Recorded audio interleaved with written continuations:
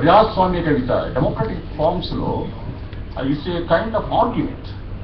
ఒక అతను కవినేటువంటి వాడు తన పాయింట్ ఆఫ్ వ్యూని వాదిస్తూ వెళ్తాడు.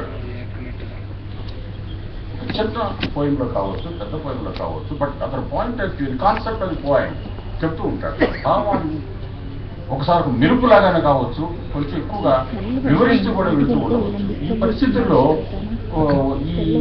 ఉంటుంది. ఎట్లాగా ఏమిటారంటే లేదు లేదు మీరు నేను కొంత చొరవ తీసుకున్నాను. ఒక రకంగా నేను ఇవాళ ఏం చేశానంటే ఆల్బమ్ తీసుకొచ్చినట్టు తిప్పితే పాత ఫోటోలు కొన్ని కనబడతాయి. ఈ ఈ ఆల్బంలో ఒక్కసారి దిగంబర కవిత్వాన్ని ముందు రోజుల్లో అంటే 1964లో ఒక పోయం వినిపిస్తే ఎలా ఉంటుంది, తర్వాత మనవాడు ప్రత్యేక యాకోబు అంటే దిగంబర కవిత్వం కూడా ఒక పోయం కాబట్టి 64లో ఒక పోయం. ఆ తర్వాత మరీ విపరీతం కాకుండా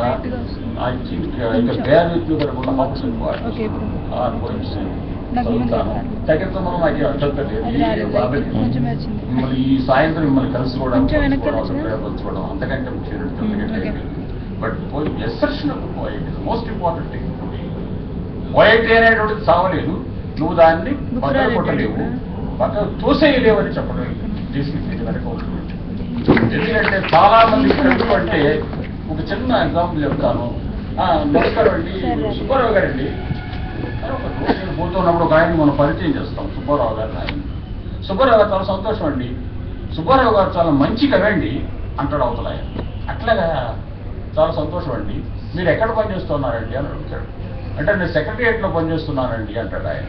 అట్లాగా మీకు ఏ డిపార్ట్మెంట్ అండి? అందులో జిఐడిలో పనిచేస్తున్నానండి అంటాడు. జిఐడి చాలా సంతోషం, అందులో ఏ సెక్షన్ అండి అని అడుగుతాడు. ఇంకో సెక్షన్ చెప్తాడు ఆయన.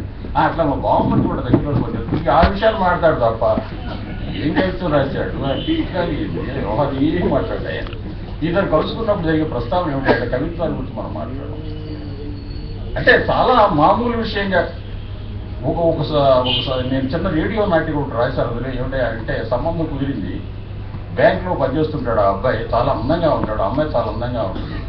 సంబంధం కుదిరింది, పక్కింటి వాళ్ళు మాట్లాడుకుంటూ ఉంటే ఆయనకి చాలా సంతోషం అండి, ఆ అబ్బాయి బ్యాంక్ మేనేజర్కి పనిచేస్తున్నట్టు కదా, చాలా సంతోషం అంటే లేదండి మేము అనుకున్నాం, అమ్మాయిని ఇద్దాం అనుకున్నాము, కానీ ఎందుకో వేరే ఉద్దేశంతో అనుకుని మేము మానుకున్నామండి, ఈ సంబంధం అవట్లేదు అని.